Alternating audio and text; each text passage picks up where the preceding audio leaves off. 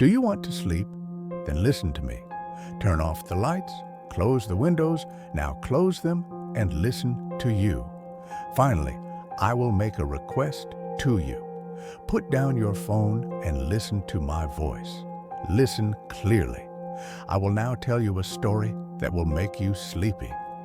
Close your eyes and listen carefully to my words. Beyond the highest peak of Olympus, and deeper than the darkest underworld, there exists a realm untouched by mortal feet. A place whispered about in trembling voices, the domain of monsters. Here, the creatures of Greek mythology exist not as random nightmares, but as living beings with origins, families, and fates written into the bones of the world itself. Some were born from primordial chaos, older than gods. Some were shaped by divine wrath. Some are simply the twisted reflections of human fear. And all of them exist for one purpose: to challenge mortals and gods alike, testing courage, hubris, and destiny. The first brood, children of darkness. Long before Zeus ruled the skies, the earth, Gaia, and the divine void, Tartarus, created two beings whose names would echo through myth forever. One, Typhon, the storm-bodied Titan. Typhon was not merely a monster, he was the living embodiment of chaos. With 100 serpent heads and a body made of storms and fire, he rose against the Olympians in a battle so violent that the mountains shook and the seas boiled. Even Zeus trembled until he cast mountains over Typhon's writhing form, imprisoning him beneath what humans now call Mount Etna. From below the earth, Typhon still breathes, and the volcano responds. Echidna, mother of all monsters.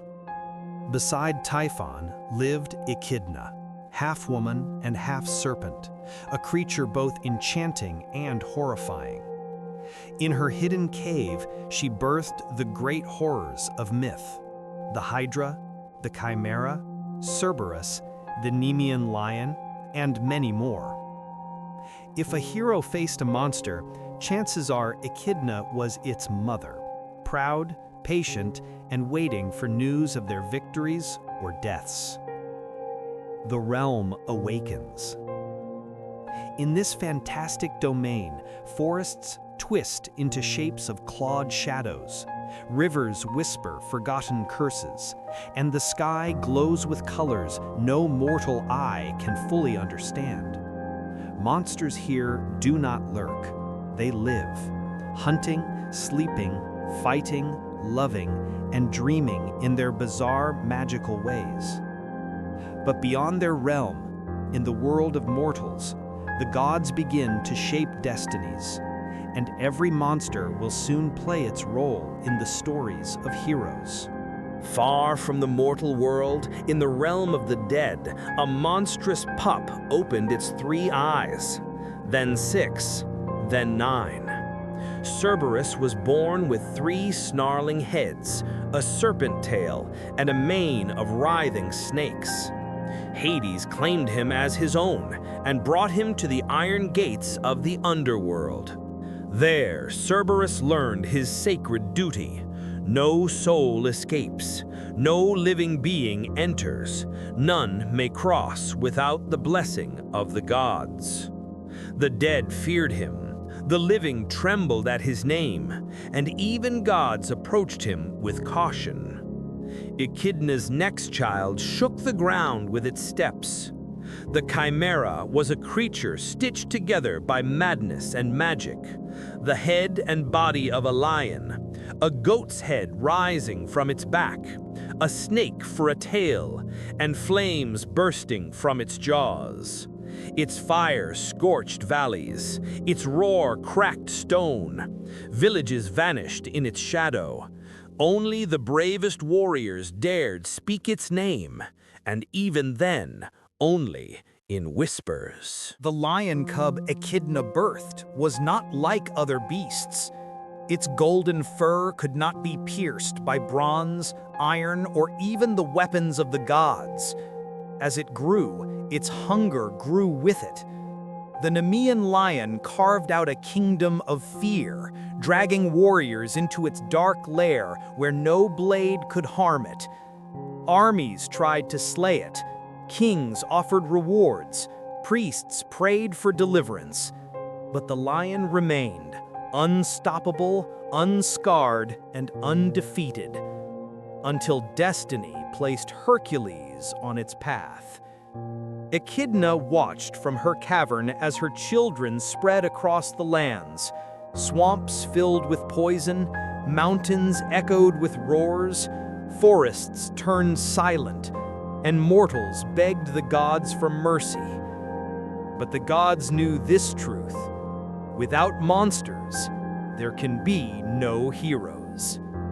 And so the stage was set for the earliest heroic legends, a world shaped by terror, waiting for champions to rise. As the first brood of Echidna spread terror across the earth, other creatures awakened from ancient magic, divine punishment, and forgotten curses. Some were guardians, some were hunters, some were simply warnings carved into the living world. This is the age of monsters who challenge the mind, tempt the heart, and break the spirit.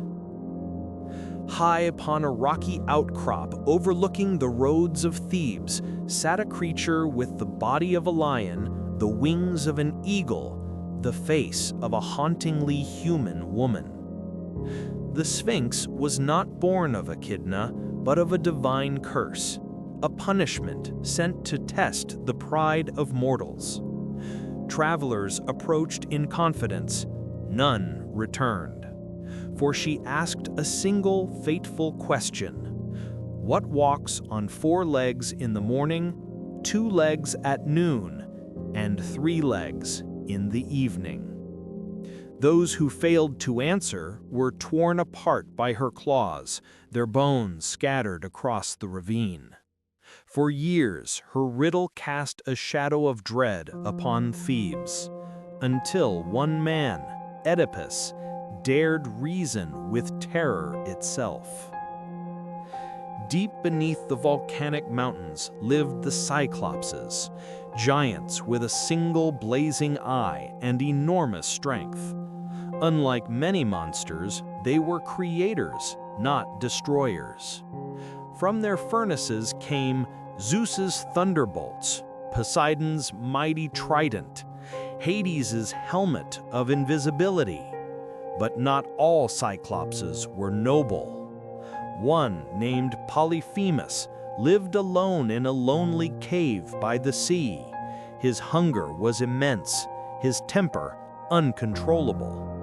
When sailors trespassed on his island, he crushed them, drank their blood, and laughed, until a clever wanderer named Odysseus blinded him and escaped, leaving Polyphemus's roar echoing across the cliffs. The father of all monsters. Imagine a creature so huge his head scrapes the stars. Typhon had hundreds of dragon heads, fire-breathing lungs, and a tornado for a lower body. He tried to overthrow Zeus himself. Zeus panicked, mountains shook. Olympus almost had a new CEO. But Zeus eventually yeeted a whole mountain on him, Mount Etna. Typhon is still rumbling underneath. That's why volcanoes exist, apparently. Half woman, half serpent, full-time mom of nightmares. She gave birth to Cerberus, the 3-headed dog, the Hydra, the Chimera, the Sphinx, and pretty much every problem ancient heroes had to deal with. Imagine being invited to her family reunion. A giant serpent with multiple heads, and every time you cut one off, 2 more grow back, like an annoying pop-up ad. Even Hercules got sick of it. He eventually figured out the hack. Burn the neck stumps so they stop growing. Ancient problems require ancient solutions. 3 heads, snake tail, attitude problem. His job, guard the entrance to the underworld so no dead people escape. Not a very fun place to work. Hercules borrowed him for a bit during his labors. Hades mostly said, okay, but bring him back. Lion head, goat head, snake tail, fire breath, existential crisis. The chimera is what happens when the monster design team argues and refuses to compromise. Once a beautiful woman, until she annoyed the wrong goddess, Athena. Poof! Cursed with snake hair and a gaze that turns people into stone. Fun fact, Medusa didn't chase people. People chased her, usually to try to kill her and steal her head like a trophy. Perseus eventually slayed her, using a shiny shield as a mirror because looking at her directly was a bad idea. Everyone knows Medusa, but she had 2 sisters, Steno and Euryale. They didn't just turn people to stone, they also shrieked so loudly it caused earthquakes. Basically, Medusa had siblings who were even scarier, louder, and somehow more dramatic. A creature with a man's body and a bull's head, lives in a giant maze, eats any unlucky visitor dropped inside. King Minos literally built the labyrinth so he wouldn't have to deal with this walking family embarrassment. Theseus eventually slayed the Minotaur, thanks to a girl with a ball of yarn. Ancient GPS. Half woman, half bird, 100% chaos. The Harpies didn't kill heroes, they just ruined their lives. Stealing food, screaming nonstop, flying through storms, being annoying. They were basically the original food delivery problem. Beautiful voices, deadly motives. Sailors heard their singing and instantly forgot where they were going, and that steering the ship was important. The sirens don't attack you, you crash your own ship trying to reach them. Ancient self-destruct button. Not all cyclopes were man-eaters, but the famous one, Polyphemus, definitely was. These giants had one massive eye, incredible strength, 0 social skills. Odysseus blinded Polyphemus with a giant wooden spear and escaped by hiding under sheep. Peak creativity. Imagine a rock, but the rock has 6 monstrous heads popping out of it. Each head snaps sailors off ships, eats them instantly, doesn't even say thanks. Sailing near Scylla was basically a lose some of your crew but stay alive decision. Ancient maritime insurance did not cover this. On the opposite side of Scylla lived Charybdis, a gigantic sea monster that created a whirlpool by drinking and vomiting the ocean. So sailors had 2 choices: get eaten by Scylla, or get swallowed by the ocean toilet bowl. This is where the phrase, between Scylla and Charybdis, comes from, stuck between 2 terrible options. 3 terrifying sisters, Alecto, Megara, and Tisiphone. Their job? Hunt down people who committed serious crimes, especially murder. They never stop, never sleep, never forgive. Imagine being chased forever by screaming winged goddesses with snakes for hair. Therapy wouldn't help. A vampiric demon who disguises herself as a beautiful woman, hypnotizes victims, devours them alive. One leg was copper, the other was a donkey leg, for reasons nobody can explain. Greek mythology said, terrifying, but make it weird. Yes, The Greeks basically invented a robot. Talos was a massive bronze automaton created by Hephaestus. His job? Patrol the island of Crete and yeet rocks at any approaching ships.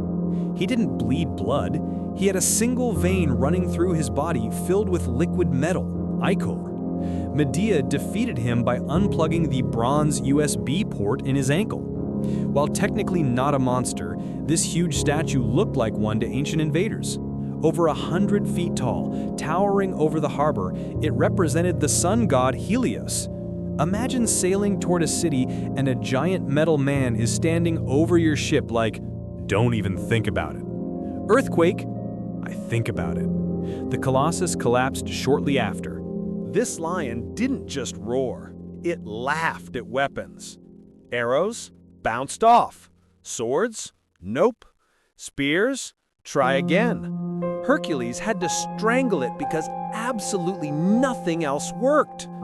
Afterward, he wore the lion's skin like a flex. Half woman, half lion, with wings and a bad attitude. Her job? Ask travelers her famous riddle. If they got it wrong, she ate them. When Oedipus solved it, she was so offended she immediately self-destructed. Drama queen energy. Once a queen, until Hera cursed her in the most petty way possible. Lamia was transformed into a horrifying monster who never slept, stole children, hunted young people at night, could remove her own eyes. Why? Ancient Greek bedtime stories were not for kids. A massive earth dragon who guarded the sacred oracle of Delphi, until Apollo arrived and said, "Great snake, I'm starting my own temple now." Then he shot Python full of arrows and took the place for himself. Ruthless. You think sharing a TV remote is hard? These three sisters shared one eye, one tooth. Constant complaining. Perseus stole their eye mid-conversation to force them to help him. Imagine arguing over whose turn it is to literally see. Huge, aggressive birds with bronze beaks, razor-sharp metal feathers they could shoot like arrows, and toxic bird poop. Yes, really. Hercules chased them away with a magical noisemaker. Ancient Greek pest control was wild. These weren't regular ghosts. The Keres were winged shadow demons who appeared during battle to drink blood, drag souls to doom, hover like vultures screaming. Basically, the personification of, "You're definitely not surviving this." A monster with the body of a lion, the tail of a scorpion, and the face of a human. Plus, it shot poisoned spines at enemies like a biological machine gun. The Greeks borrowed this monster from Persian mythology and said, "Yeah, that's horrifying, we'll take it." Centaur, half man, half horse, majestic, powerful. Onocentar, half man, half donkey, chaotic, embarrassing.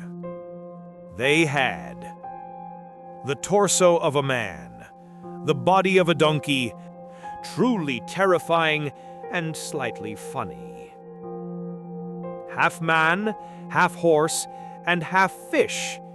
Yes, that's three halves. No, it doesn't make sense. They had human torso, front legs of a horse, a fish tail. Basically, centaurs that lost an argument with Poseidon and got turned into aquatic chimera mermaids.